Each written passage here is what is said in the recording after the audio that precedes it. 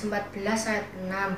Kata Yesus kepadanya, "Akulah jalan dan kebenaran dan hidup. Tidak ada seorang pun yang datang kepada Bapa kalau tidak melalui aku." Yohanes 14 ayat 6. Kata Yesus kepadanya, "Akulah jalan dan kebenaran dan hidup. Tidak ada seorang pun yang datang kepada Bapa kalau tidak melalui aku." Halo adik-adik yang di rumah, Shalom, selamat pagi. Selamat pagi, halo adik-adik, selamat pagi. Ya, kita sungguh bersyukur ya adik-adik. Kita bersyukur untuk kesehatan Tuhan berikan, untuk kebaikan Tuhan yang senantiasa ada dalam kehidupan kita semua. Ya adik-adik, kita mau mulai ibadah kita hari ini ya. Yuk kita mau berdoa dulu, kita mau berterima kasih atas segala cinta kasih Tuhan bagi kita anak-anaknya. Kak Yohana yang akan memimpin dalam doa. Mari kita berdoa adik-adik. Sebelumnya kita tunduk kepala, lipat tangan, kita tutup mata. Mari kita berdoa. Terima kasih ya Tuhan, terima kasih ya Yesus, karena pagi hari ini Engkau telah memimpin kami selama kami tidur Tuhan. Dan kami bisa bangun pagi untuk beribadah sekolah minggu Tuhan dan benarkan kebenaran firman-Mu. Lindungi dan sertai kami selama ibadah berlangsung Tuhan, supaya kami bisa mendengarkan firman-Mu dengan sungguh-sungguh. Hanya dalam nama Tuhan Yesus kami sudah berdoa dan mengucap syukur. Haleluya, amin. Ya, puji Tuhan. Nah adik-adik, kita sungguh bersyukur ya, karena kita memiliki Tuhan Yesus yang menjadi juru selamat kita. Tuhan yang dari surga turun ke dunia menjadi penebus kita. Yuk kita bangkit berdiri, kita mau memuji nama Tuhan Yesus, terang dunia.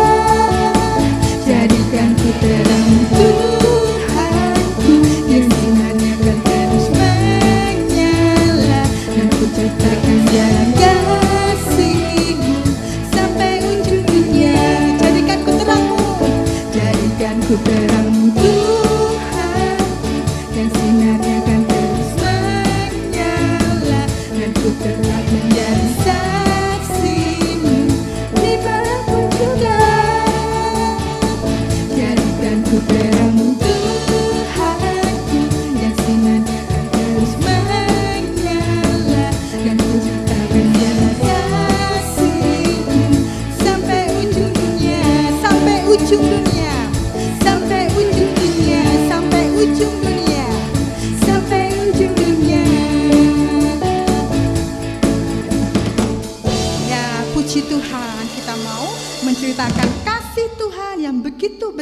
kepada kita, kepada orang-orang di sekitar kita. Ya adik-adik, nah, kita sungguh bersyukur ya, karena Tuhan yang telah datang ke dunia untuk menyelamatkan kita anak-anaknya. Yang kita mau senantiasa belajar untuk mencintai firman Tuhan. Kita senantiasa belajar hari demi hari untuk mencintai Tuhan dengan hidup taat kepada Tuhan. Yuk, ku mencintai firman-Mu.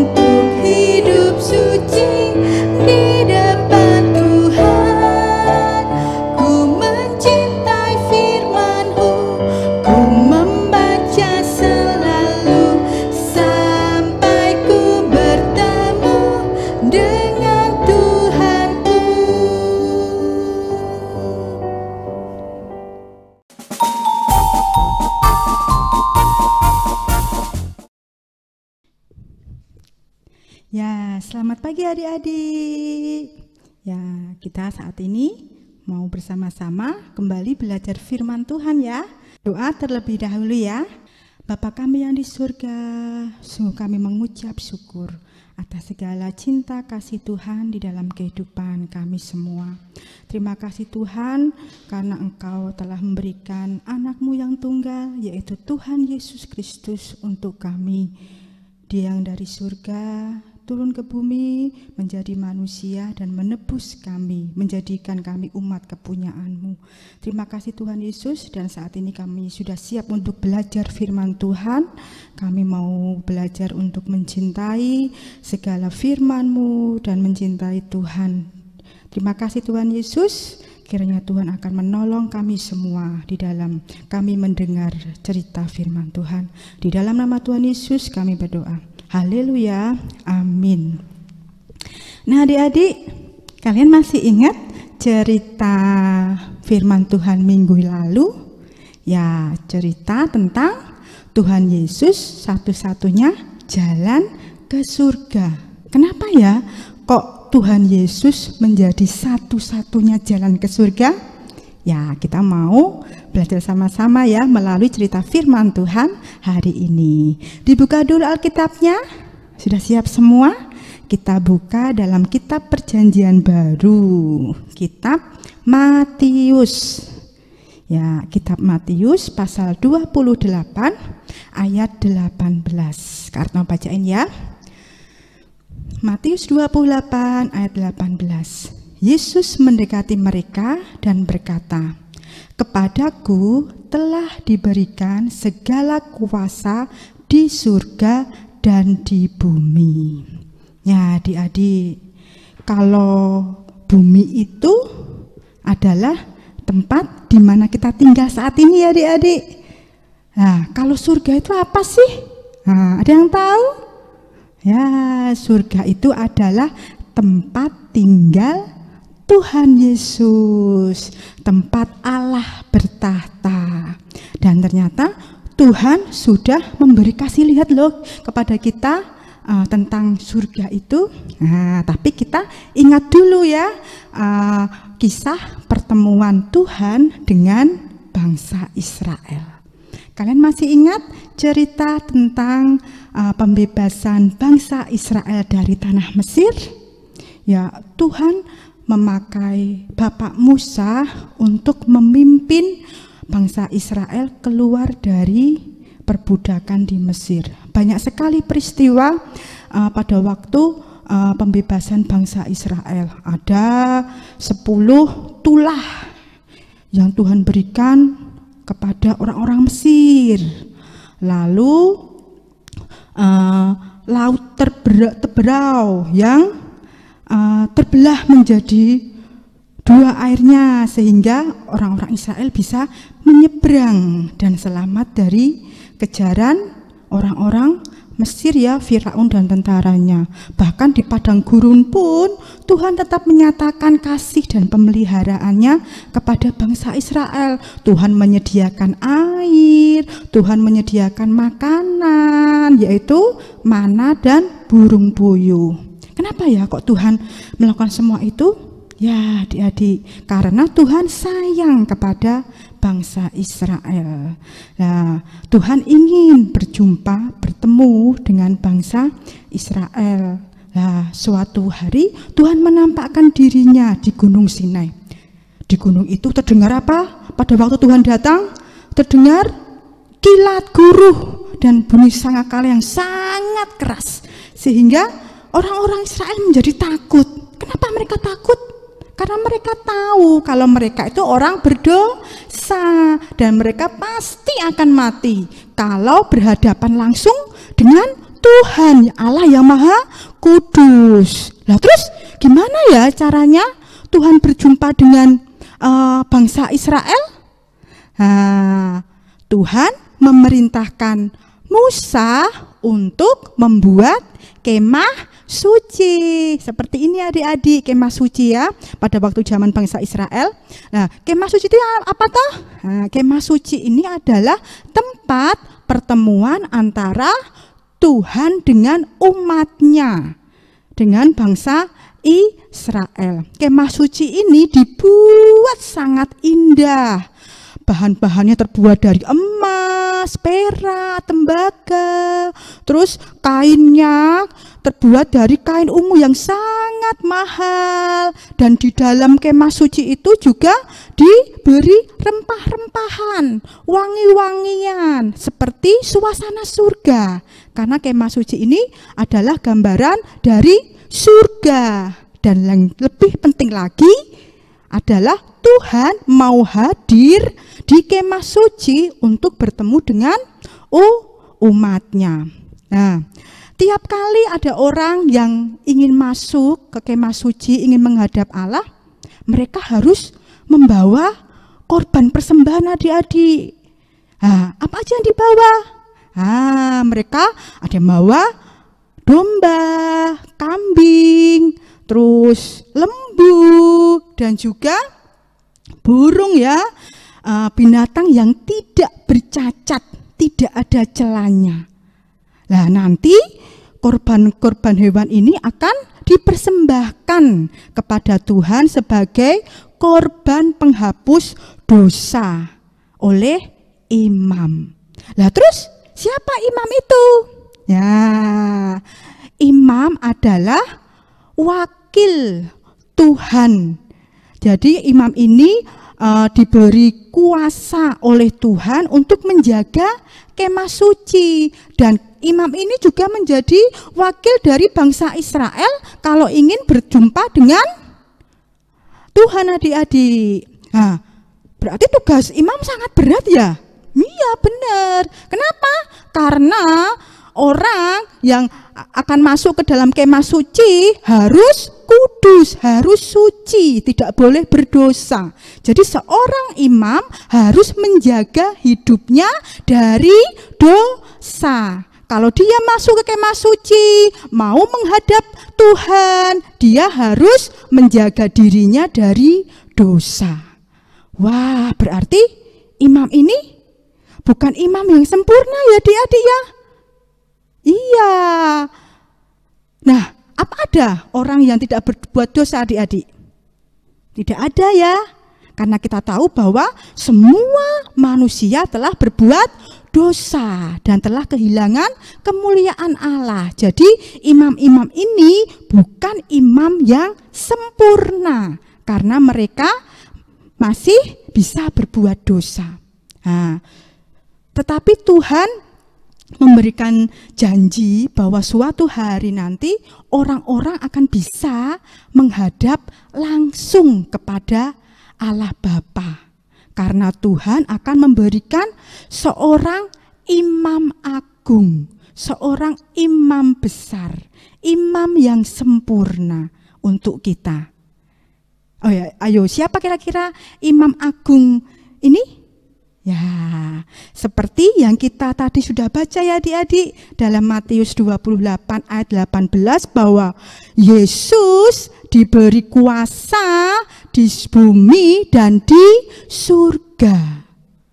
Kalau imam diberi kuasa untuk menjaga kemah suci di bumi, Tuhan Yesus diberi kuasa bukan hanya di bumi, tetapi juga di surga. Jadi siapa yang akan menghadap Allah Bapa itu dapat menghadap langsung, yaitu karena Tuhan Yesus menjadi imam agung kita. Dia imam yang sempurna.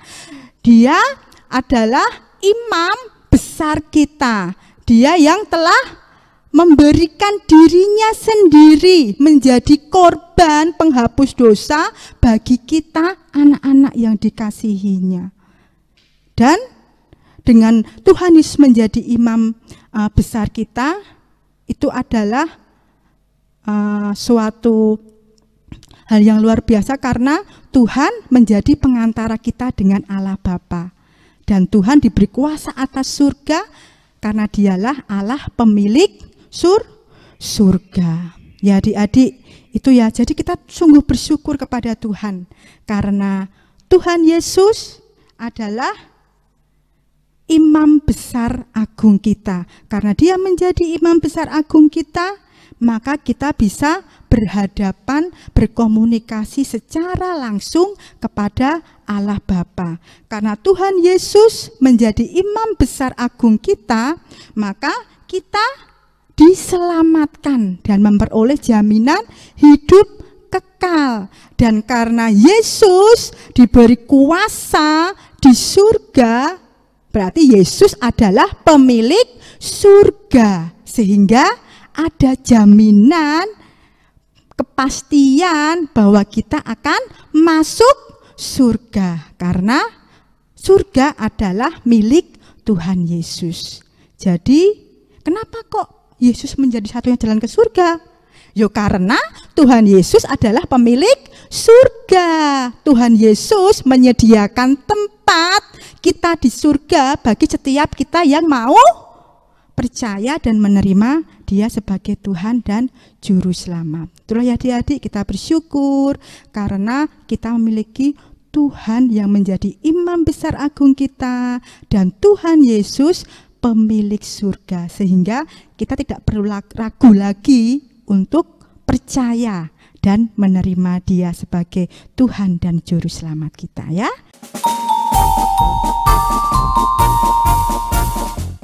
Ayat hafalan. Ya, adik-adik, untuk ayat hafalannya, yuk. Tadi ya, dari kitab Matius pasal 28 ayat 18. Yesus mendekati mereka dan berkata, "Kepadaku telah diberikan segala kuasa di surga dan di bumi." Ya, kita mengucap syukur untuk firman Tuhan hari ini. Kita berdoa ya. Tuhan Yesus, terima kasih karena Engkau telah hadir dalam dunia ini, telah menebus saya dari dosa, dan telah memberikan saya kehidupan kekal dan kepastian ke surga. Karena Engkau Allah yang menjadi Imam Besar Agung, dan Engkaulah Allah pemilik surga. Ajari kami Tuhan untuk senantiasa hidup seturut dengan firman Tuhan, menjadi anak yang taat kepada Tuhan. Terima kasih Tuhan Yesus, terpujilah nama-Mu. Di dalam nama Tuhan Yesus saya berdoa dan mengucap syukur. Haleluya, amin.